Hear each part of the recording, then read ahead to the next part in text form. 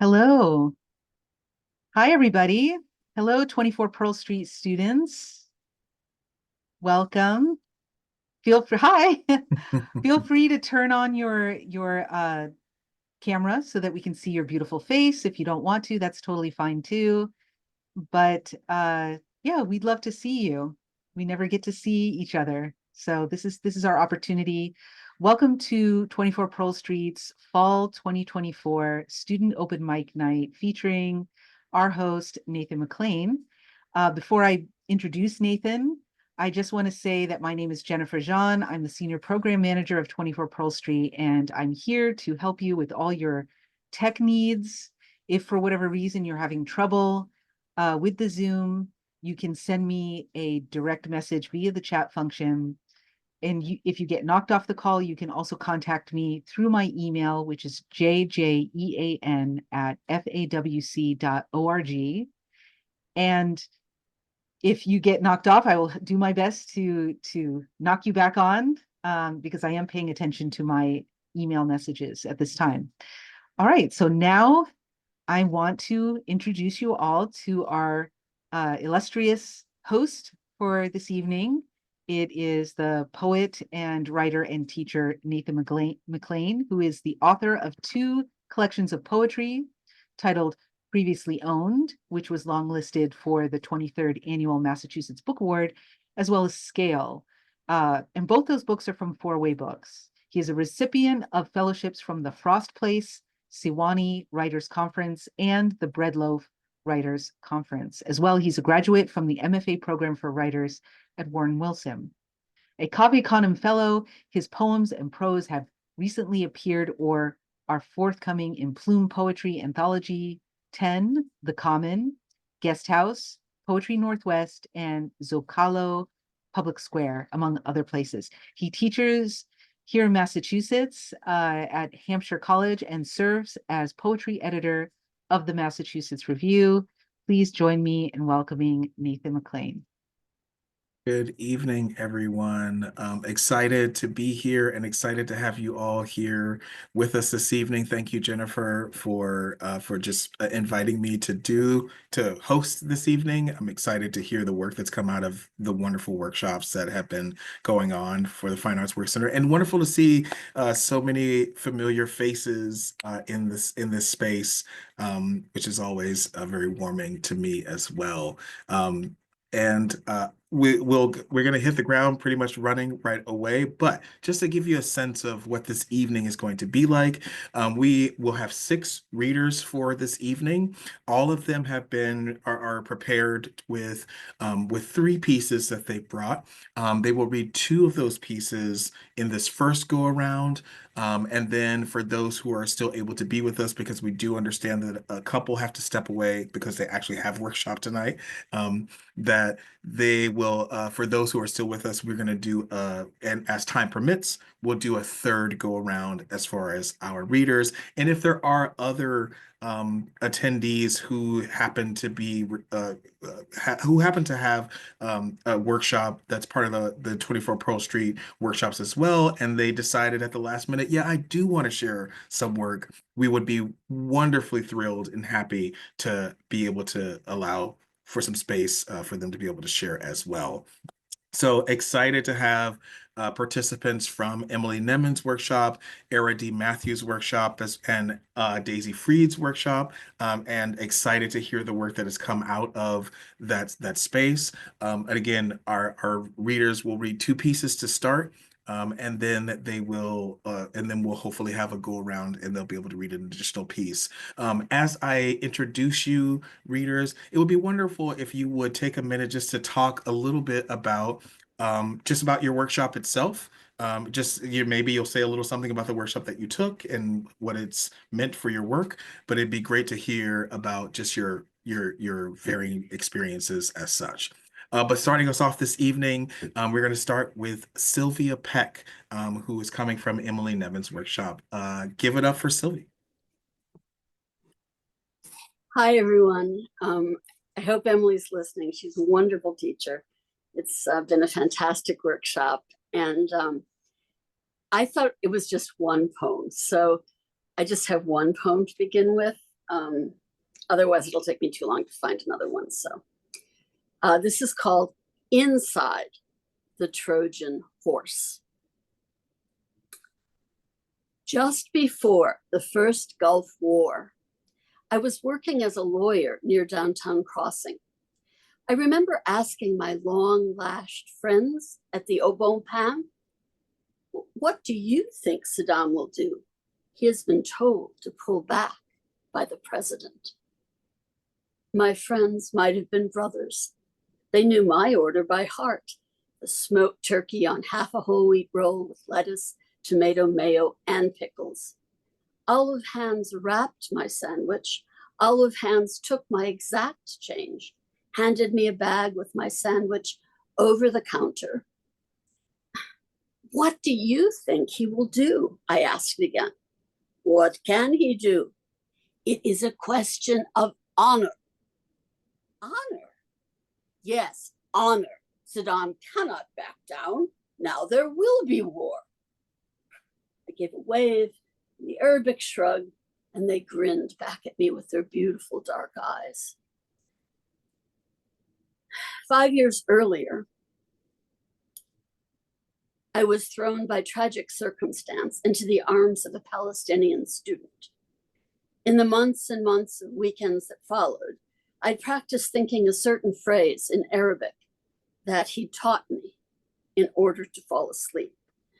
The phrase means, I am sorry in Arabic.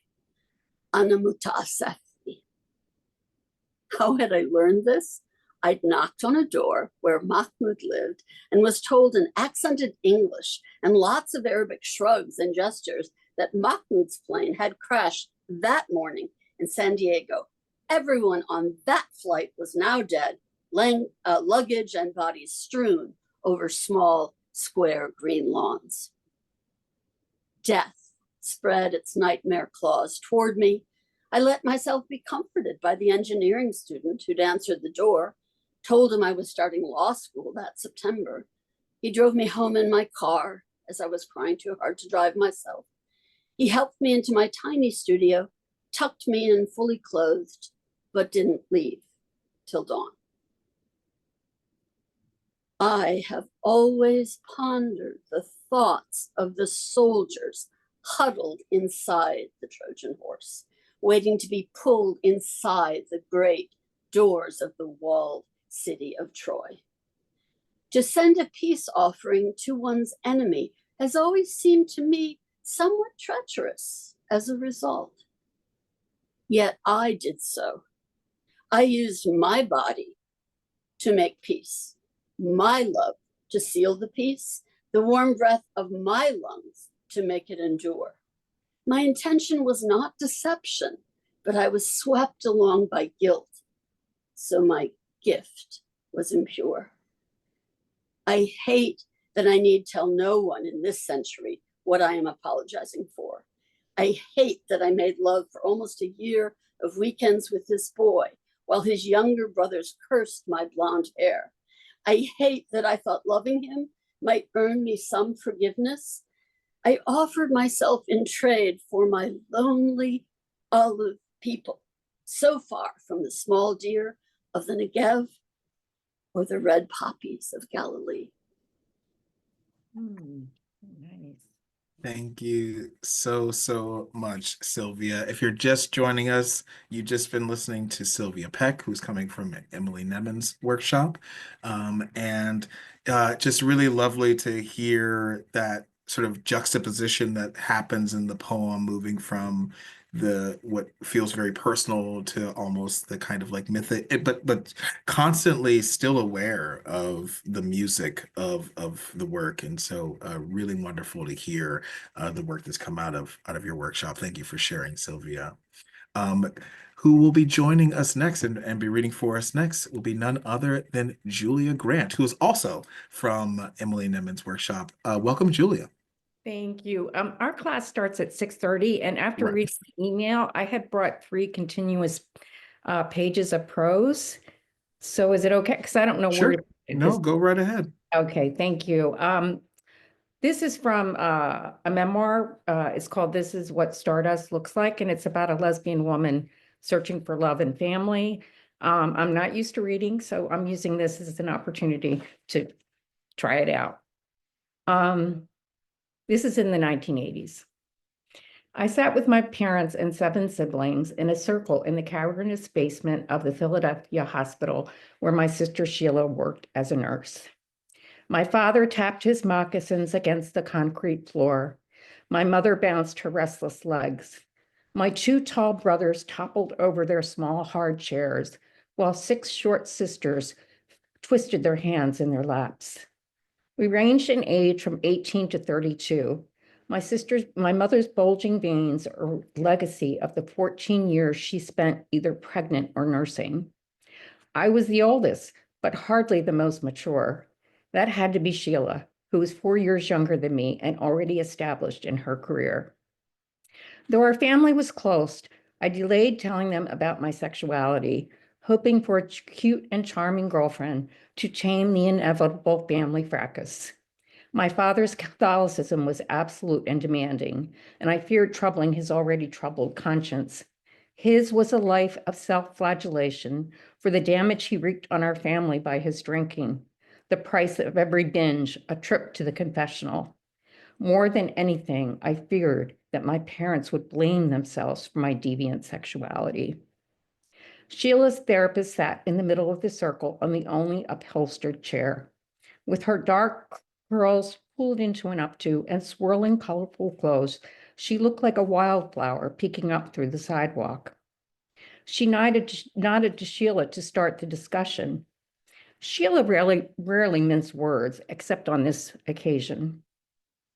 I know we are all concerned about Billy and his health, she said. Is there something you would like to share with the family, Billy? She turned to my brother, who raised his head from the floor with huge bloodshot eyes oddly placed on his long, angular face. Some of you might already know, but I'm gay. I've known since I was 14. I recognized his look as he faced the family. It was the one my father wore after a week of binging, penitent and pitiful. It was the one I wore after I was bullied as a teen, the face of shame. I'm gay too, I popped in, hoping to show Billy that there was no shame in being gay and to lighten the impact of his devastating announcement. That strategy didn't work because everyone was so shocked by Billy's admission that my words went unnoticed, not because Billy was gay, but because we feared he might have AIDS. Sheila determined that we would not use the explosive word AIDS in the meeting, but Billy already manifested many symptoms of the disease. We want Billy to know that we are here to support him, she said, and began to sob. My father's prominent frown line settled into gravity. My loquacious mother had no words. All I remember of the rest of the evening was the silence and the weeping. The day after the meeting, Billy shared his HIV diagnosis with the family, and our house grew wild with wailing and lamentation. It was 1985, the year when the disease moved beyond a tiny population of gay men who were thought to have brought AIDS upon themselves because of their sinful behavior. It was the year that Ronald Reagan finally used the word AIDS after 4 years of the epidemic and a death toll of at least 7,000. It was the year when hunky movie star Rock Hudson made headlines for disclosing he was gay and dying of AIDS. It was the year when courts battled whether children who had contracted AIDS through blood transfusions should be banned from public school. It was the year when the majority of the American public thought that people with AIDS should be quarantined. The news media was ambiguous about the cause of the contagion. Researchers had uncovered no AIDS cases that did not involve a direct exchange of bodily fluids. Yet it was not until 1986 that the Surgeon General informed the public that you couldn't catch AIDS from casual contact. My mother called me a few weeks after the meeting. Billy's toothbrush touched mine the other day. Mom, there's evidence it can't be transmitted with saliva. You don't know that. I hear there's still controversy. Don't you care that your father and I might get AIDS? Of course, I don't want you to get AIDS. Why don't you store your toothbrush separately from Billy's? I'm worried about telling your Aunt Peggy. Oh my God, she'll think we're the worst sinners. I'm letting my gay diseased son live with me. God forbid I should love my child. AIDS was not like any other life-threatening disease. There would be no casseroles, no chocolates, no little care package to sweeten our difficult journey. Our family home, once filled with friends, relatives, and the strangers my mother met at grocery stores and train stations, became a sealed compartment with narrow slits for the few who dared to enter. There was one thing Billy had going for him: a loving family. My family, that crazy, uproarious brood whose shouts and screams should have raised eyebrows in the neighborhood. The people who had heaps of shoes and dirty laundry in a house that had started to crumble. A father who tippled and a mother with narcolepsy, whose youngest baby once rolled out of the station wagon at an intersection while the mother snoozed, whose older girls dressed in rummage sale clothing that looked like new. Whenever one of us was in peril, all of the family fractures would heal to protect the hurt one. I pined for the kind of love I knew with my family. Done. Thank you so much, Julia. I mean, it's so wonderfully felt and so richly detailed, and clearly about a subject that still feels incredibly prescient. And it's something that we're still getting, so much reporting and all kinds of, all kinds of media attention on, but also with such resonances with like other social fears and stigmas that we've more recently experienced. So thank you for sharing that, and really wonderful reading for your first time reading. Oh, that was It's maybe second or third. well, you did great. You did wonderful. So thank you for sharing those words and that richly resonant and felt experience. Moving on, our next reader is going to be, and hopefully I'm pronouncing your last name correctly, Molly Aiken, who's coming to us from Era D. Matthews Workshop. Molly, if you don't mind, if you want to just tell us a little something about your workshop, and then you can give your reading for us. Sure. Thank you. Thank you very much. So I had a fantastic workshop with Era. It was incredibly generative, incredibly rich, and really pushed all of our boundaries in the best way possible. And I also just want to thank Fine Arts Work Center and Jennifer. I was able to take the class thanks to a scholar award, which was deeply meaningful. So, all right. So the first piece I will share, I have a little show and tell. So this was a hybrid form visual poetry workshop. So ended up with a little booklet, and I'll read it for you. Sight. I have a sight in mind, the sight of my leaving. I have a sight in eye, the sight of my triumph. The sight of my leaving, the sight of my lesion, the sight of my triumph. My sight collapses. The sight of my lesion, within memory, my sight collapses, the sight of my memory. Within this memory, behold this sight, the sight of my memory, beheld this sight. Behold this sight, all slanted sigh, beheld this sight, all slanted sigh. Thank you. And then the next piece was an assignment looking at Bart. And for that, we were to bring some photos. So I have these self-portraits that I made in art school about 24 years ago. And I was recently clearing out my mom's apartment after she died and found these portraits that I didn't remember taking, but used them as material for this piece. Self-portraits, sanctum, punctum, circa 2000. Eyes closed, eyes averted. Eyes closed, quarter tilt to the right. Eyes closed, eyes averted. Eyes averted, quarter tilt to the left. I'm trying Bart's. Pulling something off my dormant, sacred puncture, studious prick. I captured this girl twice in her studious, sacred time. A prick on the ear, a small shadowed absence. Bart says self-portrait is an artifice. We yearn for self-settling, for pricked recognition. Self-invention is a lie. I do not remember making these images. Same dress, same year as the full-length odalisques. Made as a fuck you to the professor who suggested I pose. Pose for his prick. My 16 years, a study in being studied. That I do remember. Lift the lids on my closed eyes to find a doubling. This little doubling I do not remember. Thank you. Thank you so much, Molly, for that wonderful reading.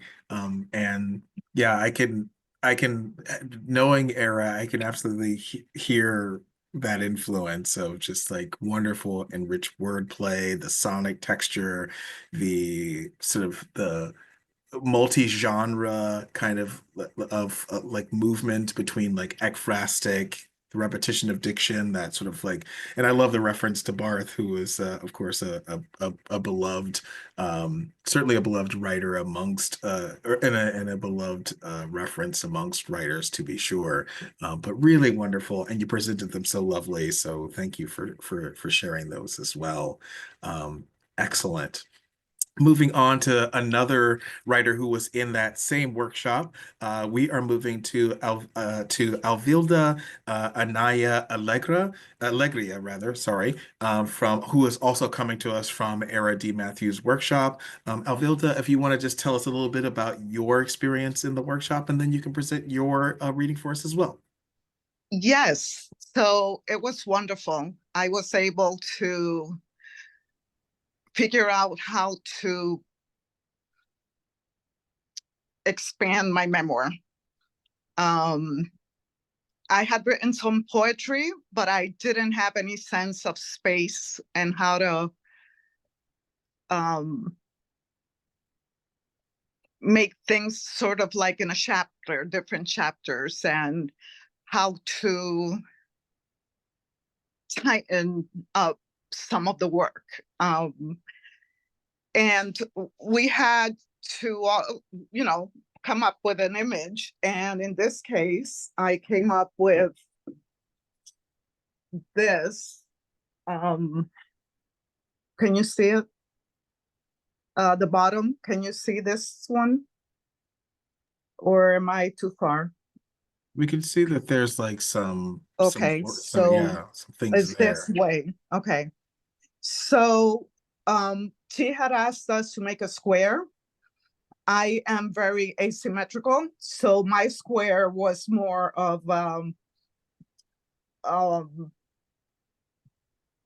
Euclidean form, where there are parallel dimensions happening rather than lines touching each other. Mm-hmm. And her question for me, which I had not considered for my memoir, was what was the migration?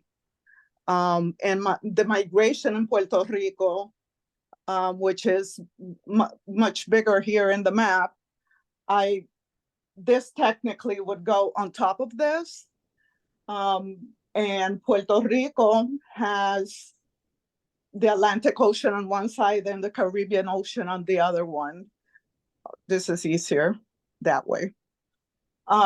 We had Vieques, which is the island that has been fighting for years against the United States Marine. And that is part of the movement and translation of how do you translate information when you're talking about land and colonization. Gosh, maybe it was too big for this, but my hometown is in red. That's Guayama, and the migration, which we call immigration because the United States still doesn't recognize us as United States property, although we are, because it's the only colony that exists in the world. I was able to bring it all together And I wanted people to see and notice how San Juan is almost parallel to Guayama. And everybody talks about going to San Juan, which is the white community. Guayama is very Black community. So that makes me play more with the drumming when I speak Spanish and create poetry. The same thing with Loíza, which is up here. And Loíza is very Black also, almost all Black. African descendants where people were, and this is part of the poetry, by the way, where people were part of the African triangle. So Africans that came to Guayama would come to cut sugarcane in the 1600s as slaves. And the ones in Loíza were the breed ones. So we would send the better stock to breed more children. So I came up with a list, which is my poem.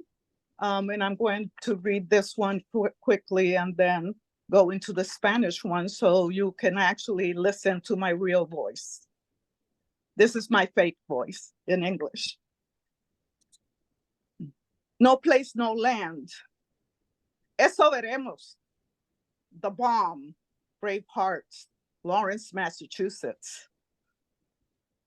The Explosion, not on my time. Exchange Street, Run Success of Community Economic Development. My Baby's Death. Red Blood, Broken Heart.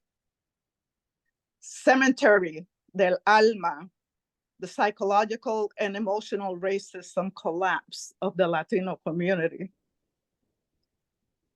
Two girls, one mother, me single.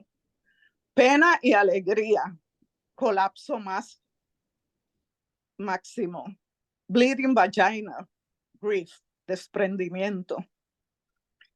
Electromagnetic waves, physics and math love, where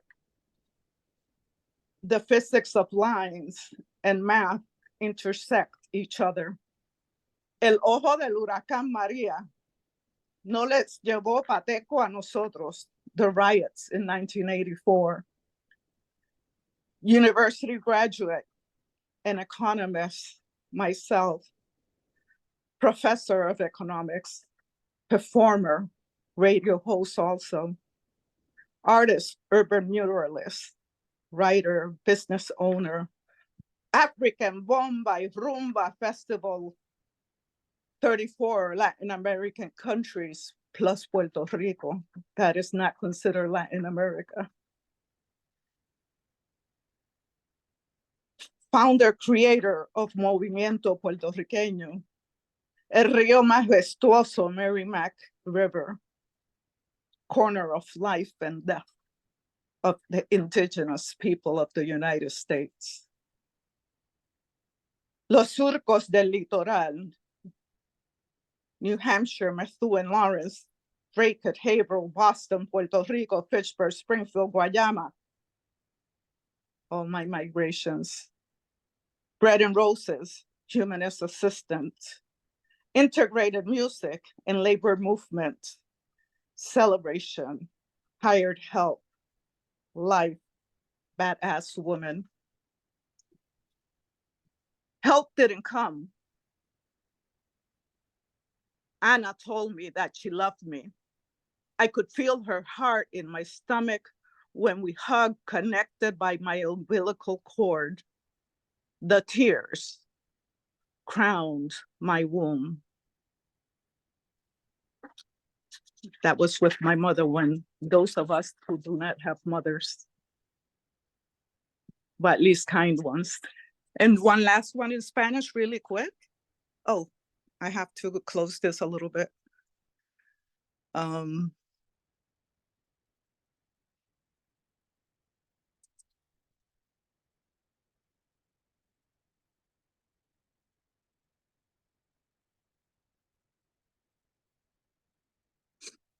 It's called Décima Espinela Sonnet. and it's sang, it's with 8 syllables, in a 10-verse style, like in Spain, in E minor, in guitar. Nota. La E menor es la clave que representa la soledad, el aislamiento, la nostalgia de extrañar a nuestra patria y libertad. Mientras me deambulo por la ciudad, por debajo del terreno, puedo sentir la brisa palpitante del aire fresco. Los que asisten a la reunión se dirigen a casa después de las puertas del ayuntamiento. Se rezan 2 veces detrás de mí. El custodio trabaja para tratar de evitar que las 2 enormes puertas de madera en marrón muestren sus grietas liminales, aunque más o menos alineadas. Puedo ver las puertas seguras abiertas y sentir el rugido vibracional de los coches que navegan sobre mí. Mis arterias principales están cubiertas de sangre de guerras pasadas, navegando en la matriz extracelular. Acabo de escuchar que necesitamos mantener la ciudad a salvo de esas personas nuevas, esas personas que son inmigrantes y ni siquiera quieren aprender inglés. Esas personas que están quitándonos nuestros trabajos a través de las leyes de acción de igualdad, de oportunidades aprobadas. Las lenguas de los oradores de la comunidad se repercutieron en una reunión. Podían verse la saliva moviéndose en sus bocas mientras nos gritaban: no estamos aquí para dejar que esta gente tome nuestra ciudad. Construimos la ciudad mientras la República del Imperio Británico se estaba formando en Lawrence, Massachusetts, en 1955. Mientras tanto, ausculto sus labios y el movimiento de su cuerpo. Me pregunto si el pueblo blanco británico también quiere decir que son los santos el pueblo del calvinista separatista, o el pueblo iglesia calvinista puritana, o más aún como los descendientes muertos de los antepasados peregrinos británicos que construyeron este país después de que las naciones indígenas o los españoles se unieron a ellos. Because it was the Spaniards who offered the money for the British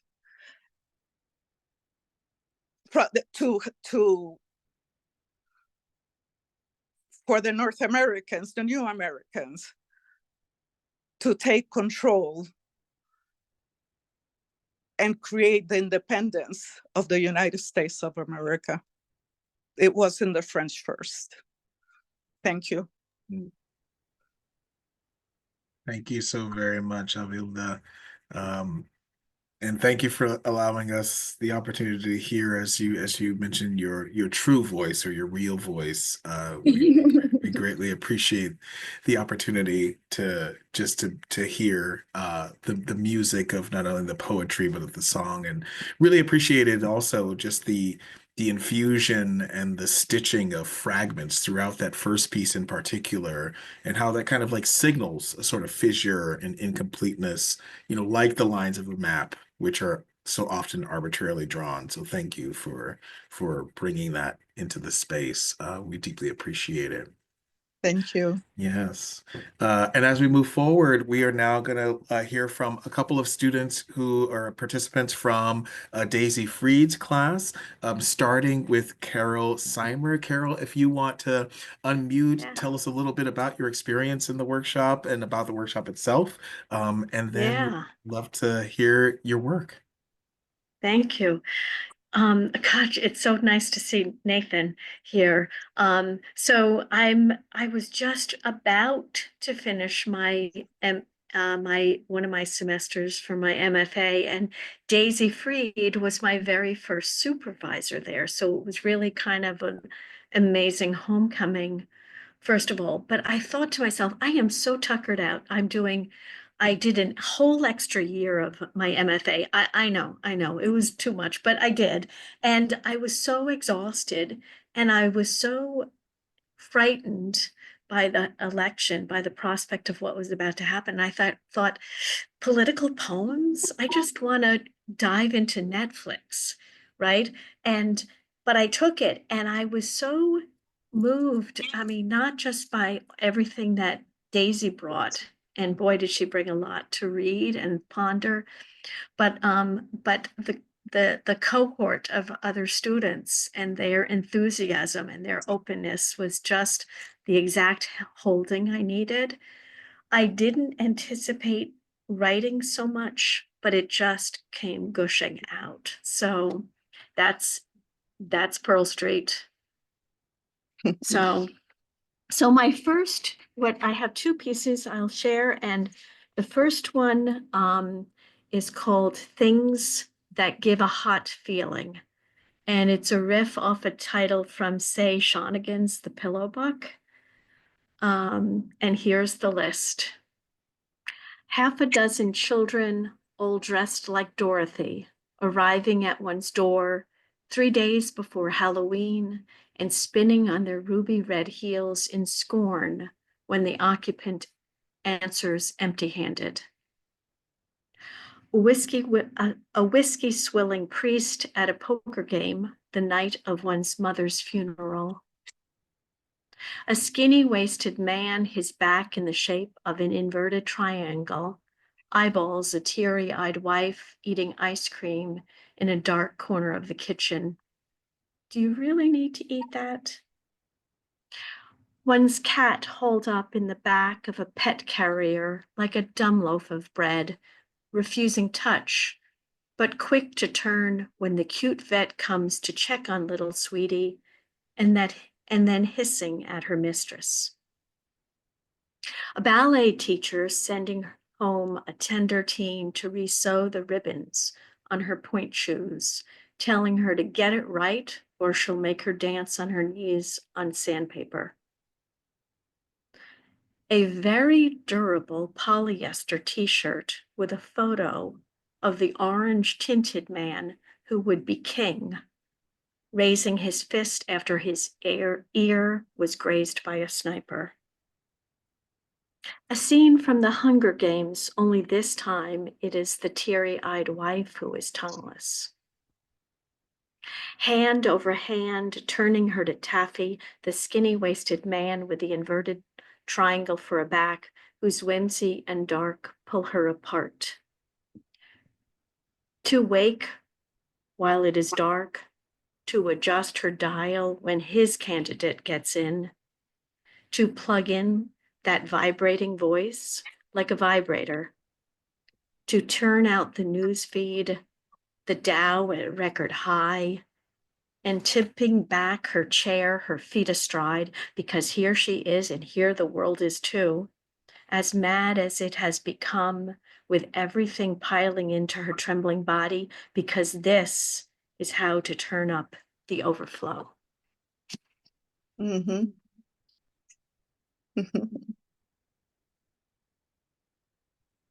The other piece I'm going to read you is actually called Election Day. This is something that Daisy suggested as the first stand-in. Just call it Election Day. Write something on Tuesday. Make something. 8:10. And the man walks out the back door on another urgent errand, balancing thick binders, and a protein shake. After swigging his double espresso and leaning his face to mine, his lips angling away. 9:26 a.m.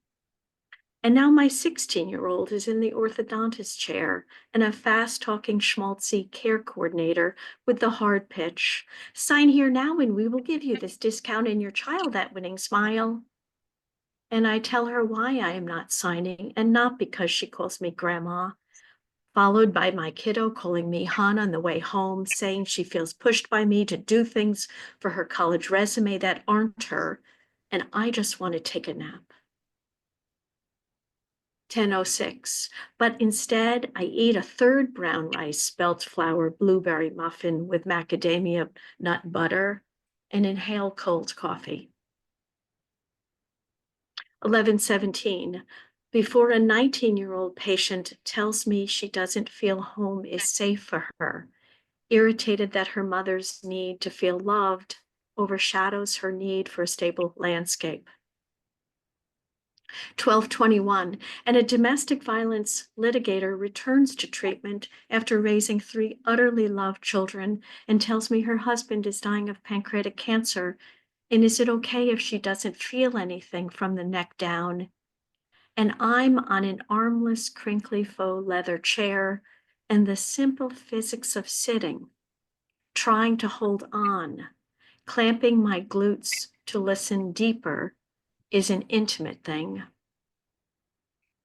2:08, and the feeling moves down while I'm waiting in the Zoom waiting room to be let into my Tuesday reading group.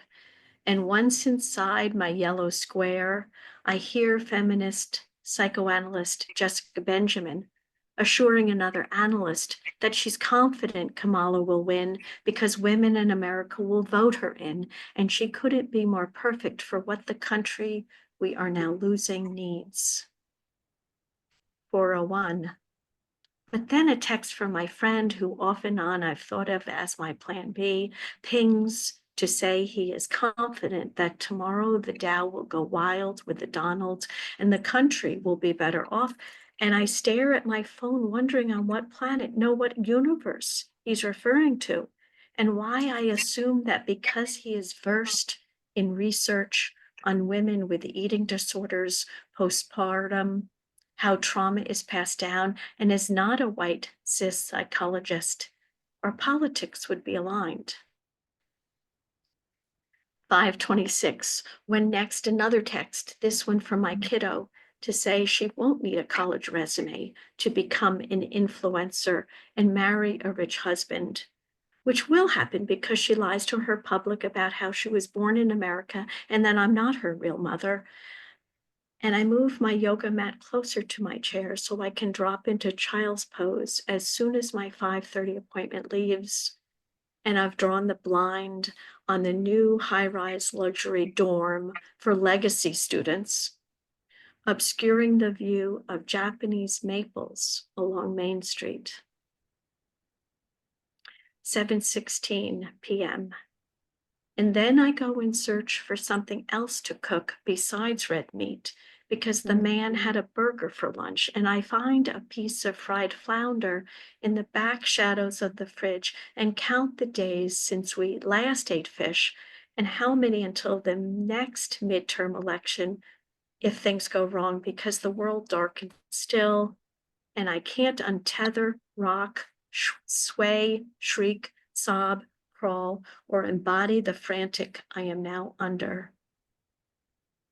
8:51 p.m. because now the man is having heartburn and acid reflux, and I eat quickly so I can pick up our daughter from ballet like he promised, and on our way back, a tractor trailer pulls out in front of my car on Route 59, and my pre-collision assist with automatic emergency braking system flashes red, and for once in a very, very long while, my 16-year-old and I are in sync as our heads heave forward.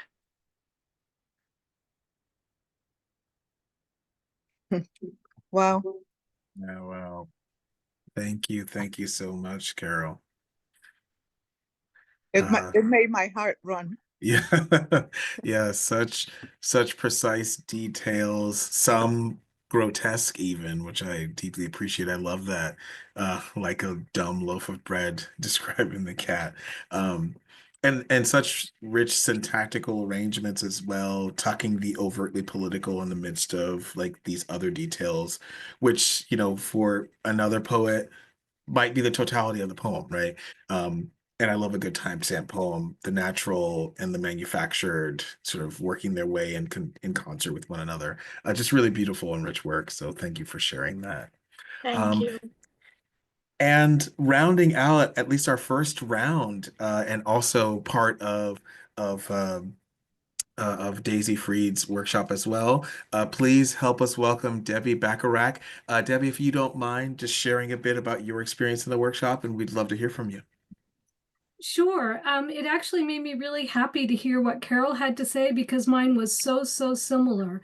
I took the class because I know Daisy, and I just think she's a phenomenal teacher, and I would take anything she taught. And I hadn't really been like, I'm dying to take a politics class, but it was right where I needed to be that week of the election. And Daisy brought so much to it, but really the other students did just as much. And to be in community with them in this intense time, and both sort of political community and intellectual. I mean, people really had amazing things to say as we looked at the example poems and critiqued each other's.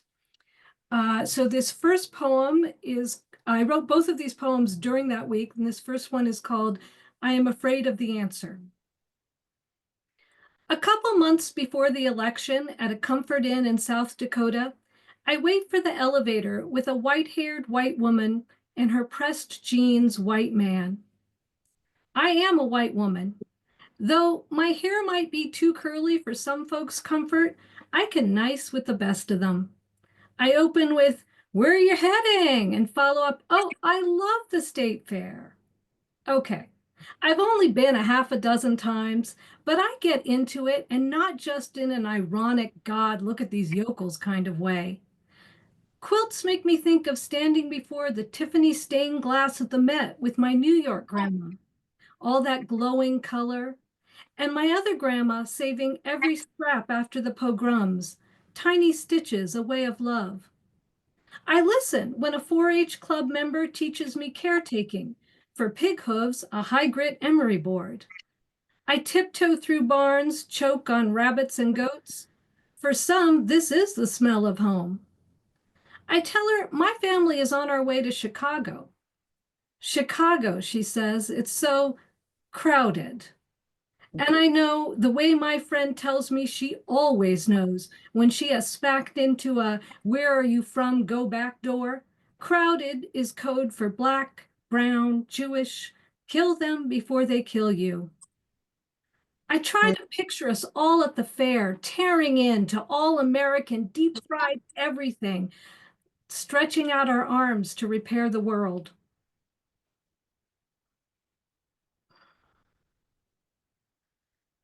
And I am in Seattle, which, if you remember the maps from that night, most of the country was all red and Seattle was blue. The map awash in red. Seattle is blue. We chant for solidarity with unceded Coast Salish land. While our plastic dinosaurs hold cute Kamala signs, the stock market hits a new all-time high because Trump wins. I own stock. I go dancing. Even though I'm so old, I remember Roe v. Wade. A young man grins, tells me I have great moves. I grin back. Go radical on your prepping. That's what my friend, the former activist, says. Stuff your go bag with scotch, cash, a gun, build up your glutes, burn your pussy hat. You could walk to Canada, she says. My son just started college here. He asked for eyeshadow. I'm getting him sparkle hard, red hot lipstick too. Very nice. Wonderful. Thank you so much, Debbie. There's such complexity in this speaker who is like really straddling this space between so many worlds, and is positioned sort of culturally in one space, but also positioned socio-economically in another, and politically in another. There's so many different kind of, and the fact that you allow all of those to mingle together, and to, it allows us to explore a speaker who is not simply trying to like be the hero of the poem, which I think is so rich and incredibly resonant with others of us who understand like how complication works and how nuance works. And so yeah, I can, yeah, and knowing not only Daisy's work but also just Daisy's teaching as well, it's just really rich to hear just how uniquely both you and Carol are approaching the work in that workshop. So thank you for sharing that as well. And we're nearing the hour, but we did have one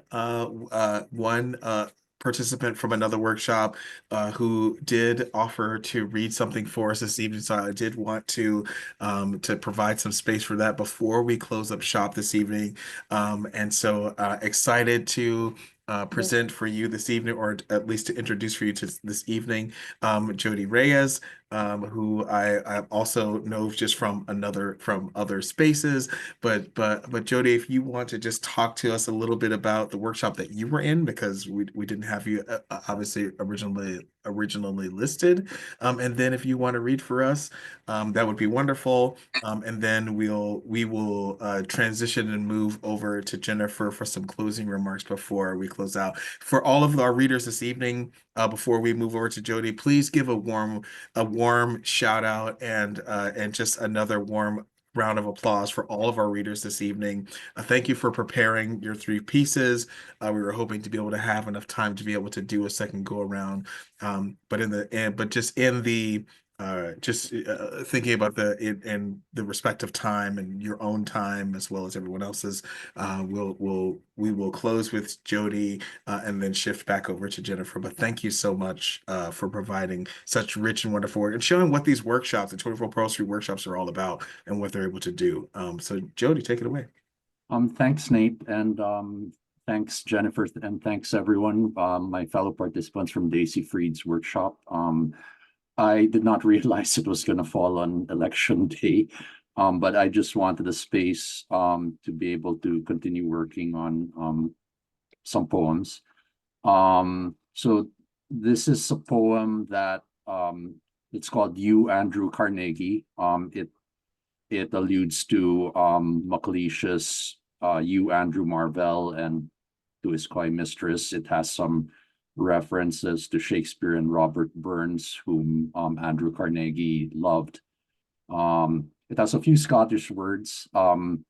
Dree means to endure, Ben is mountain, and sleekit is like cunning. You, Andrew Carnegie. You dreed Dunfermline's muck and grime, fetching water from the reservoir, dreed the drying up of weaver's trade, dreed Allegheny cities and Pittsburgh's soot and smog. Use your gift of gab to not be burned, bathing bobbins in crude, rising to messenger, honest little fellow, grinding down your Scotchy accent to blend in, rising to telegraph operator, fashioning noisy gilded sand of dit and da into pristine glass through which the sender conveys a scene, glass through which you kenned an empire vast and slow within your reach, translating time into money, wielding pen as whip, whipping digits like cattle into ledger's columns, whipping friend and foe in line, your balances bloating to lift you higher with each share of boss's secrets, investing in steel, money compounding into more money, your wealth accreting into a ben, accreting into a deity whose gospel you spread farther and wider as more and more you forgot your forefathers' creed and father's shame, scorning the base degrees by which you did ascend, leaving others to ladle iron from cauldrons into molds, making a spoon of their labor rather than let the horn spoil, steel of rails, steel of bridges, steel of girders, steel of plates, steel of nails, steel of pipes, steel of guns, steel of beams, steel rippling through America's arteries, you shuttling back and forth across the pond on steel ships, ensconced at Skibo, pulling transatlantic strings, peddling bonds, peddling proverbs, retreating to Rannoch while steel workers and Pinkertons exchanged fire, workers for whom you once deemed fair a living wage, preaching peace, preaching freedom for the Philippines, not so much for our faraway sake, but to preserve America's bottom line, your own gains grown large enough for you to ransom with ease our isles from Spain had you wished, so some say you did, suppressing cost at any cost, rising face down beneath the sun as if with steel on melting wings, every drop of other sweat squeezed to flood the coffers you would, hands clean, give to fellow yet woeful man, like one pitying the sleeked, cowering, timorous beastie he cuts down with his plow of steel. Thank you. Very good. Thank you so much there, Jody. Just like what Jennifer's saying in the chat, such attention to music, that musicality, the repetition of diction, the assonance, the consonants, and such exquisite image making as well. I'm thinking of that ledger that shows up in the poem as well there, Jody. I thought was so very wonderful. And I love the reference to Marvell's Coy Mistress. I think that was like a real wonderful sort of tie into this particular piece as well.